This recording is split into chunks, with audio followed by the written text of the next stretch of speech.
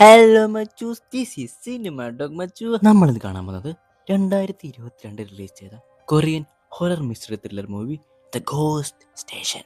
സിനിമയുടെ തുടക്കത്തിൽ കാണിക്കുന്നത് ഒരാളനക്കമില്ലാത്ത മെട്രോ സ്റ്റേഷൻ. അവിടെ ഒരു കറുത്ത വസ്ത്രം ധരിച്ച പെണ്ണ്, അവൾ വിചിത്രമായി ഡാൻസ് ചെയ്യുന്നു. ആ പെൺ ഡാൻസ് കളിക്കുന്നതിന് തൊട്ടടുത്തായി വേറൊരാൾ ഇരിപ്പുണ്ടായിരുന്നു. ആദ്യം അയാൾ വിചാരിക്കും അവൾ മദ്യപിച്ച് ലക്കില്ലാതെ ഡാൻസ് കളിക്കുന്നതാണെന്ന്. അപ്പോഴാണ് ആ പെണ്ണ് അവളുടെ നെറ്റി ആ ഭിത്തിയിലിട്ടിടിച്ചിടിച്ച് പൊട്ടിക്കുന്നത്. അയാൾ ഈ കണ്ട കാര്യങ്ങളെല്ലാം മറ്റാർക്കോ മെസ്സേജ് ചെയ്യുന്നുണ്ട്. മെസ്സേജ് ചെയ്തതിന് ശേഷം നോക്കുമ്പോൾ ആ പെണ്ണിനെ അവിടെ കാണുന്നില്ല. സ്റ്റേഷനിൽ നിന്നും ആരും ട്രാക്കിലേക്ക് ഇറങ്ങാതിരിക്കാൻ അവിടെ എല്ലാം ഡോറുകളുണ്ട്. പെട്ടെന്നാണ് ആ ഡോറുകൾ തുറക്കുന്നത്. അത് കണ്ട അയാൾ അങ്ങോട്ടേക്ക് പോകുന്നു. അയാൾ തല മാത്രം ട്രാക്കിലേക്ക് ഇട്ട് നോക്കുന്നു. പെട്ടെന്നാണ് അയാളുടെ കഴുത്തറക്കപ്പെട്ട് ചോര തെറിച്ച് അവിടെ മരിക്കുന്നു. പിന്നെ കാണിക്കുന്ന സീൻ ഒരു ഓഫീസാണ്. ഇതാണ് നമ്മുടെ നായിക നയോങ്.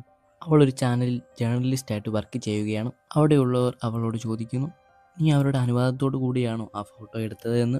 നയോങ് ഒരു ആർട്ടിക്കിളിന് വേണ്ടിയാണ് ആ ഫോട്ടോ എടുത്തത്. സത്യത്തിൽ അവൾ ഫോട്ടോ എടുത്തത് മദ്യപിച്ച് ലെക്ക് കെട്ടി നിൽക്കുന്ന ഒരു പെണ്ണിൻ്റെതായിരുന്നു. ആർട്ടിക്കിൾ പുറത്തിറങ്ങിയപ്പോൾ ആ ഫോട്ടോ എടുത്ത പെണ്ണ് കംപ്ലൈൻറ്റ് രജിസ്റ്റർ ചെയ്തു. അങ്ങനെ ഓഫീസിലുള്ളവർ പറയുന്നു, നീ അത് സെറ്റിൽമെൻറ്റ് ചെയ്ത് വിട്ടാൽ മതിയെന്ന്. പിന്നെ കാണിക്കുന്ന ഒരു സ്ത്രീയെയാണ്.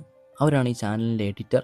അവരുടെ പേര് കിം സൂജിൻ എന്നാണ്. ഈ കിം സൂജിൻ എപ്പോഴും നയോങ്ങിനെ കുറ്റപ്പെടുത്തുകയും വഴക്കു പറയുകയും ഒക്കെ ചെയ്യും. നയോങ്ങിനോട് അവർ പറയുന്നു, നീ ചെയ്ത തെറ്റ് നീ തന്നെ തിരുത്തണമെന്ന്. പിന്നെ കാണിക്കുന്ന സീൻ ഒരു മെട്രോ സ്റ്റേഷനാണ്. അവിടെ നയോങ്ങിന് 2 സുഹൃത്തുക്കൾ വാച്ച്മാനായി ജോലി ചെയ്യുന്നുണ്ട്.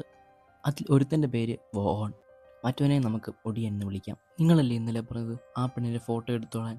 അപ്പോൾ അവർ ചോദിക്കും, അതിനെന്താ നീ എടുത്തില്ലെന്ന് ചോദിക്കും. അപ്പോഴാണ് നയോങ് പറയുന്നത്, അത് ഒരു പെണ്ണല്ലായിരുന്നു, ഒരാണാണ്. അവൻ ഇപ്പോൾ ഇവൾക്കെതിരെ മാനനഷ്ട കേസ് കൊടുത്തിരിക്കുകയാണ്. നയോങ് അവരോട് പറയുന്നു, നിങ്ങൾ ഇനി അവനെ കാണുകയാണെങ്കിൽ എന്നെ വിളിച്ചു പറയണമെന്ന്. പിന്നെ കാണിക്കുന്നത് അവർ വേറൊരു സ്ഥലത്ത് പോയിരിക്കുന്നതാണ്. നയോങ് അവരോട് പറയുന്നു, എനിക്ക് പുതിയൊരു സ്റ്റോറി ഉണ്ടാക്കണം, അതുവഴി എൻ്റെ സ്റ്റോറി മറ്റു മാഗസീൻസിനെ എല്ലാം തോപ്പിക്കണം. അപ്പോഴാണ് മുടിയൻ പറയുന്നത്, ഇന്നലെ ഓക്സ് സ്റ്റേഷനിൽ, അതായത് ഇവർ ജോലി ചെയ്യുന്ന സ്റ്റേഷനിൽ ആരോ മരണപ്പെട്ടു എന്ന്. അപ്പോൾ നയോങ് പറയും, ഈ സൂയിസൈഡ് കേസൊന്നും എൻ്റെ എഡിറ്റർ കാര്യമായിട്ട് എടുക്കില്ല എന്ന്. അപ്പോൾ മുടിയൻ പറയും, അതിനത് സൂയിസൈഡാന്ന് ആര് പറഞ്ഞു? അപ്പോഴാണ് മുടിയൻ പറയുന്നത്, ഈ വൂവോൺ ഇന്നലെ അയാൾ മരണപ്പെടുന്നത് നേരിട്ട് കണ്ടു എന്ന്. പിന്നെ കാണിക്കുന്നത് ഇന്നലെ നടന്ന സംഭവമാണ്. വൂവോൺ ക്യാമറ സ്ക്രീനിലൂടെ നോക്കുമ്പോൾ ആരോ ഒരാൾ ഓക്സു സ്റ്റേഷന്റെ ഉപയോഗിക്കാതെ കിടക്കുന്ന പ്ലാറ്റ്ഫോമിൽ നിൽക്കുന്നത് കാണുന്നു. അവനോടി പ്ലാറ്റ്ഫോമിലേക്ക് വരുന്നു. അവനവിടെ ചെന്നപ്പോഴേക്കും അയാൾ ട്രാക്കിൽ ഇറങ്ങി നിൽക്കുന്നു.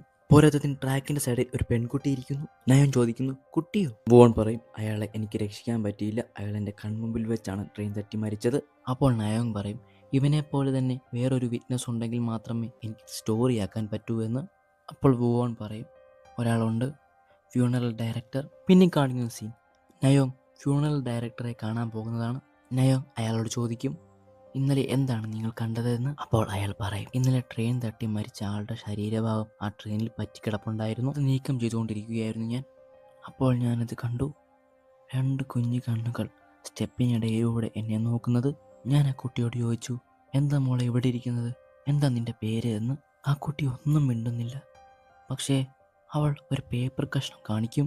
ഞാനത് വായിക്കുകയും ചെയ്തു. അത് വായിച്ചിട്ട് ഞാൻ അവളോട് ചോദിച്ചു, ഇതാണോ നിന്റെ പേര് എന്ന്. ഞാൻ വേറൊരു ആവശ്യത്തിന് അങ്ങോട്ടേക്ക് പോയിട്ട് തിരിച്ചു വന്നപ്പോൾ ആ കുട്ടി അവിടെ കാണുന്നില്ല. പിന്നെ കാണിക്കുന്നത് വൂവോണിനെയാണ്. അവൻ ബാത്റൂമിൽ മുഖം കഴുകിക്കൊണ്ടിരിക്കുകയാണ്. അപ്പോഴാണ് അവിടുത്തെ ടോയ്ലറ്റിൽ നിന്ന് ഏതോ സ്ത്രീ കരയുന്ന ശബ്ദം കേൾക്കുന്നത്. അവൻ പതിയെ പതിയെ അങ്ങോട്ടേക്ക് നടക്കുന്നു. എന്നിട്ട് ചോദിക്കുന്നു, ആരാ, എന്താ പറ്റിയേ എന്നൊക്കെ ചോദിച്ചിട്ട് അനക്കമില്ലാത്തതിന് വൂവോൺ പതിയെ ഡോറ് തുറക്കാൻ കൈ അങ്ങോട്ട് കൊണ്ടുപോകുന്നു. അപ്പോൾ അതിനകത്ത് ഭയങ്കരമായ ശബ്ദം വരുന്നു. അത് കേട്ട് പേടിച്ച് വൂവോൺ പുറകിലേക്ക് പോകുന്നു. അത് മുടിയനായിരുന്നു. അവൻ വൂവോണിനെ പേടിപ്പിക്കാൻ വേണ്ടി ചെയ്തതായിരുന്നു ഇത്.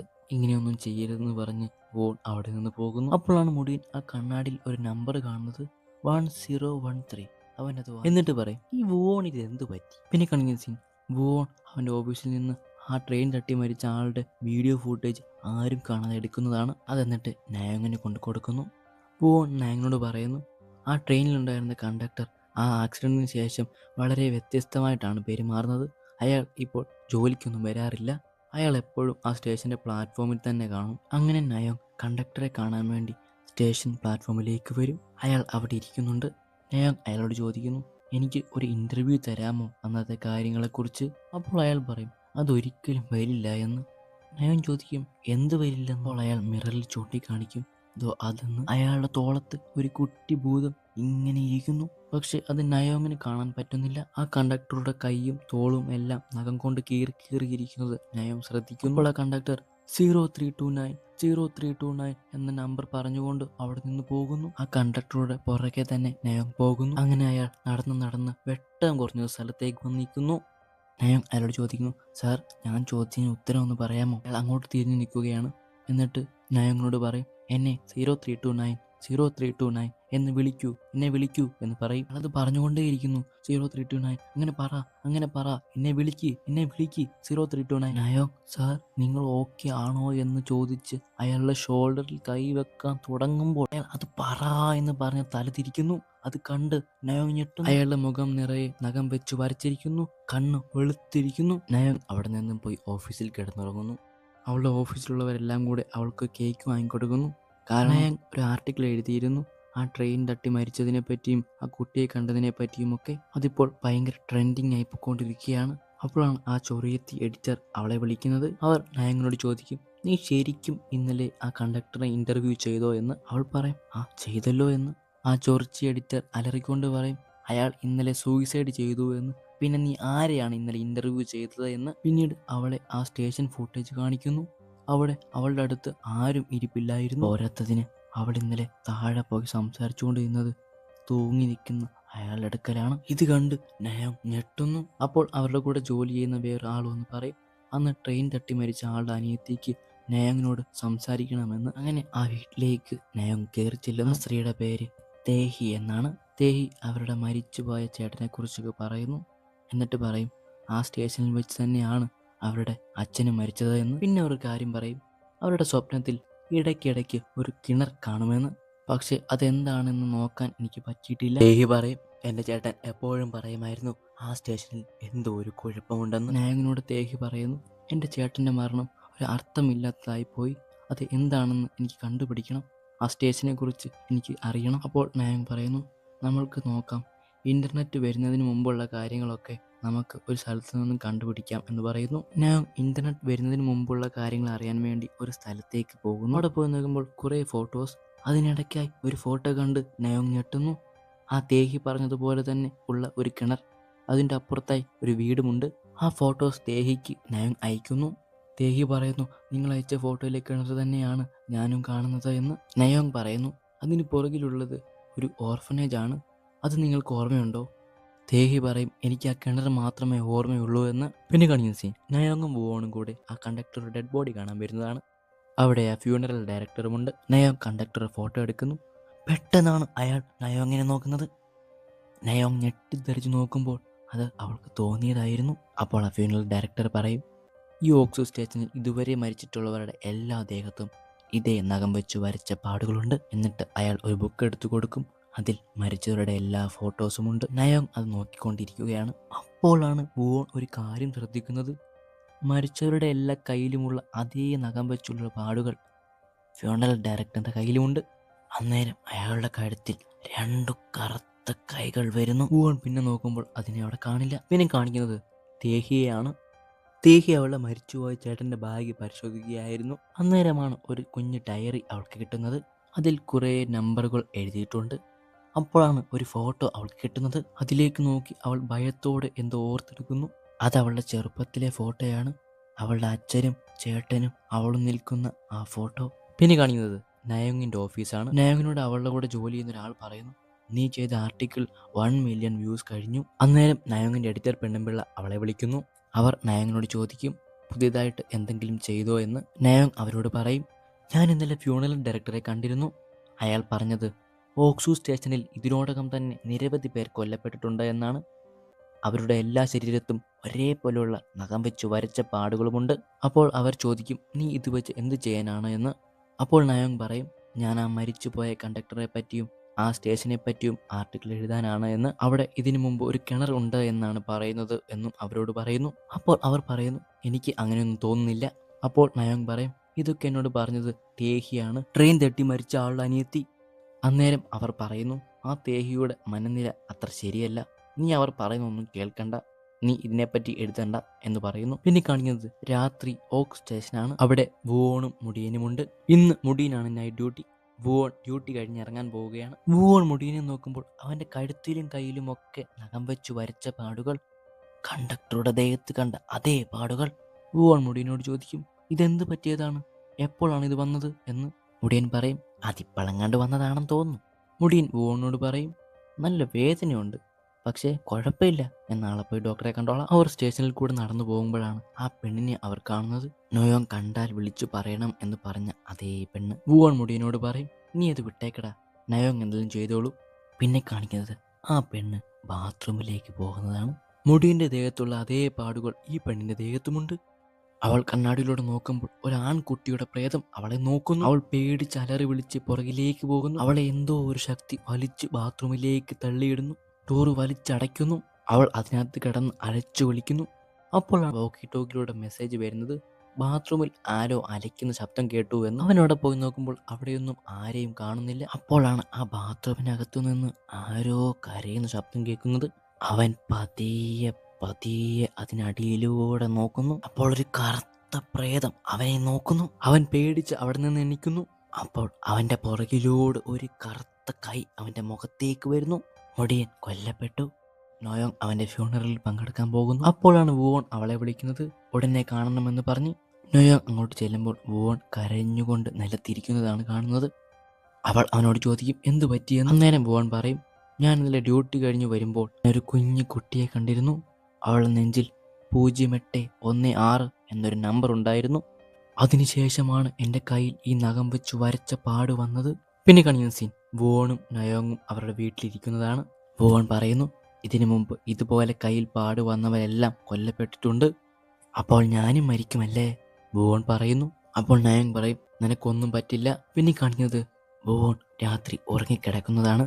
അവൻ എന്തോ ഒരു ശബ്ദം കേട്ട് പതിയെ കണ്ണു തുറന്നു നോക്കുന്നു.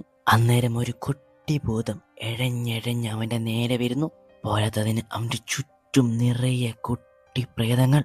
അവൻ അലറുന്നു. പിന്നെ കാണിക്കുന്നത് വൂവോൺ ഒരു കിണറിൽ നിൽക്കുന്നതാണ്. അവനവിടെ എന്താണ് സംഭവിക്കുന്നതെന്ന് ഒന്നും മനസ്സിലാവുന്നില്ല. പെട്ടെന്ന് മുടിയന്റെ പ്രേതം അവന്റെ കഴുത്തിൽ കയറി പിടിക്കുന്നു. അവൻ ഞെട്ടി എണീക്കുന്നു. അതൊരു സ്വപ്നമായിരുന്നു. അന്നേരം നയങ് അങ്ങോട്ട് വരുന്നുണ്ട്. എന്നിട്ട് ചോദിക്കും, നീ ഓക്കെ അല്ലേ? അവൻ പറയുന്നു, ഞാൻ ഓക്കെയാണ്. അവൻ നയോങ്ങിനോട് പറയുന്നു, ഞാൻ വീണ്ടും വീണ്ടും ആ കിണർ സ്വപ്നം കാണുന്നു. പിന്നെ കാണിക്കുന്ന സീൻ രാവിലെയാണ്. തേഹിയുടെ വീട്ടിലേക്ക് നയോങ്ങും വൂവോണും വരുന്നു. വൂവോൺ കണ്ട സ്വപ്നത്തെക്കുറിച്ച് നയോങ് തേഹിയോട് പറയുന്നു. അപ്പോൾ തേഹി പറയുന്നു, ഞാൻ എൻ്റെ ചേട്ടൻ്റെ വസ്തുക്കൾ നോക്കിയപ്പോഴാണ് ഒരു കാര്യം മനസ്സിലായത്. ഓക്സ് ഓർഫണേജ് അതെൻ്റെ അച്ഛനാണ് നടത്തിയിരുന്നത്.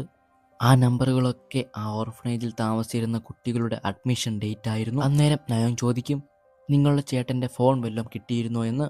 തേഹി ആ ഫോൺ എടുത്ത് നയോങ്ങിന് കൊടുക്കുന്നു. അത് അയാളെടുത്തൊരു വീഡിയോ ഫൂട്ടേജാണ്. അയാൾ ആ സ്റ്റേഷൻ്റെ ആ വഴിയിലൂടെ നടന്നു പോകുന്നുണ്ട്. അയാൾ അതുവഴി ഒരു ടണലിലേക്കാണ് പോകുന്നത്. അതിൻ്റെ അവസാനം എത്തുമ്പോൾ അവിടെ നിറയെ അസ്ഥികൂടങ്ങളാണ്.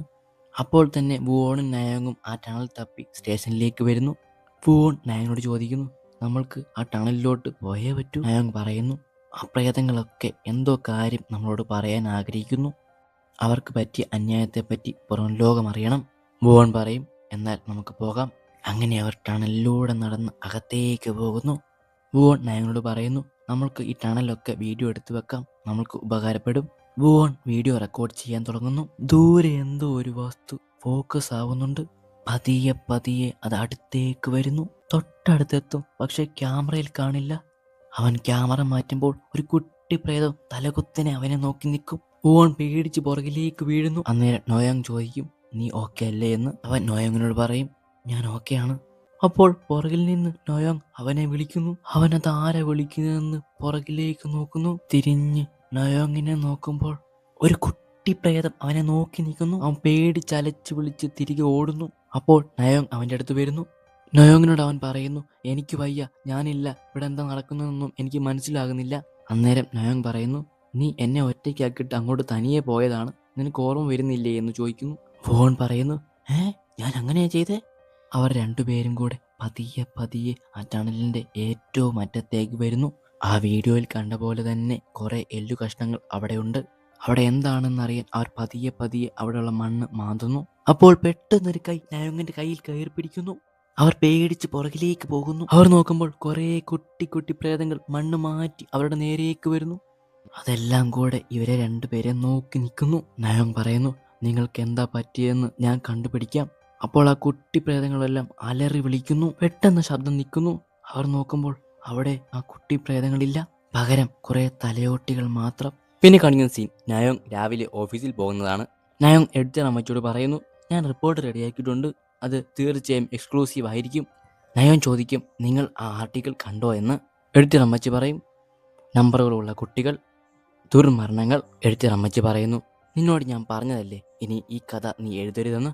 എന്നിട്ട് അവർ പറയും, ഞാൻ പറയുന്നത് കേൾക്കാത്തവരെ എനിക്കിഷ്ടമല്ല. എന്നിട്ട് അവർ ഹെഡ് ഓഫീസിൽ വിളിച്ചു പറയും നയോങ്ങിന് സസ്പെൻഷൻ റെഡിയാക്കാൻ. നയോങ് അവരോട് ചോദിക്കും, മേഡം എന്താ നിങ്ങൾ ഇങ്ങനെ ചെയ്യുന്നത്? അവർ പറയും, ഏത് ആർട്ടിക്കിൾ എക്സ്ക്ലൂസീവ് ആണെന്ന് ഞാനാണ് തീരുമാനിക്കുന്നത്.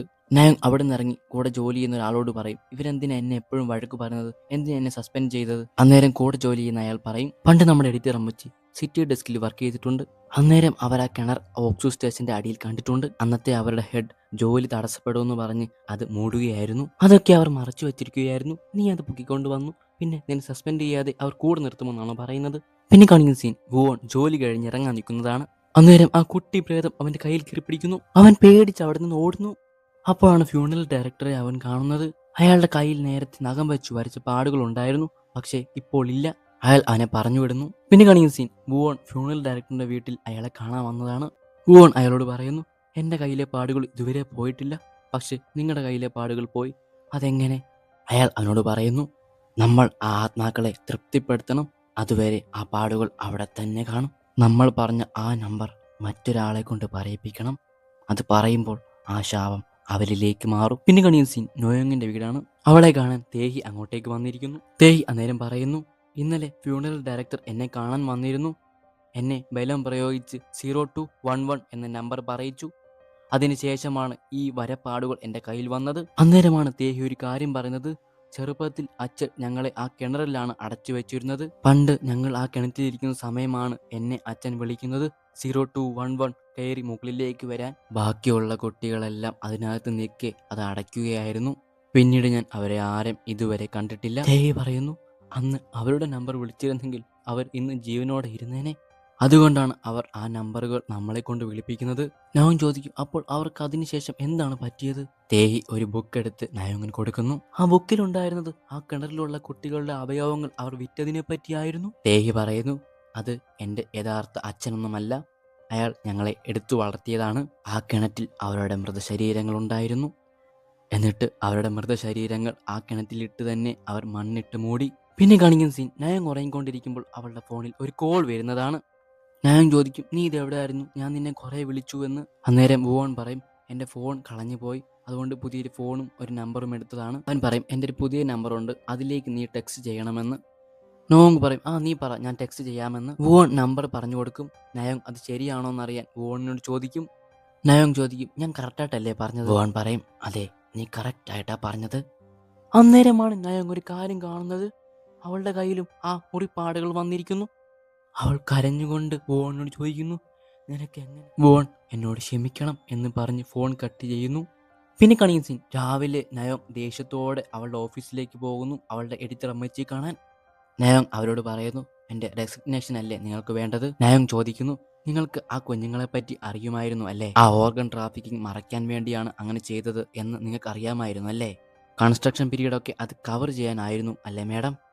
എഡിറ്റർ അമ്മച്ചി നയോങ്ങിനോട് പറയുന്നു, ആ കാര്യങ്ങളൊക്കെ നീ കുത്തിപ്പൊക്കിക്കൊണ്ട് വന്ന് അത് പോലീസ് അറിഞ്ഞാൽ വലിയ തൊല്ലയാവും. നയോങ് ഒരു മഞ്ഞ പേപ്പർ എടുത്ത് ആ ബെഞ്ചിന് മണ്ടയിലേക്ക് വെക്കും. അതിൽ 0816 എന്ന നമ്പറുണ്ട്. ഈ നമ്പർ നിങ്ങൾ വായിച്ചാൽ ഞാൻ ഇപ്പോൾ തന്നെ റിസൈൻ ചെയ്ത് പൊക്കോളാം. എഡിറ്റർ അമ്മച്ചി അഹങ്കാരത്തോടെ പറയുന്നു, 0816 മതിയോ? നയോങ് റെസിഗ്നേഷൻ ലെറ്റർ ആ മഞ്ഞ പേപ്പറിന്റെ മുകളിലേക്ക് വെച്ചിട്ട് പറയും, സന്തോഷം. നയോങ് എന്നിട്ട് സ്റ്റൈലായിട്ട് അവിടെ നിന്ന് നടന്നിങ്ങ് വരും. അന്നേരം എഡിറ്റർ അമ്മച്ചി അവിടെ കിടന്ന് അലയ്ക്കുന്നത് കേൾപ്പിച്ചുകൊണ്ട് ഈ സിനിമ ഇവിടെ അവസാനിക്കുന്നു. ഈ സിനിമ നിങ്ങൾക്കെല്ലാം ഇഷ്ടപ്പെടുന്നു വിചാരിക്കുന്നു. ഇതുപോലെ സിനിമകൾ കാണാൻ എൻ്റെ ചാനൽ സബ്സ്ക്രൈബ് ചെയ്യൂ, ലൈക്ക് ചെയ്യൂ, ഷെയർ ചെയ്യൂ. Okay, bye. സിനിമ ടോക്ക് മച്ചു.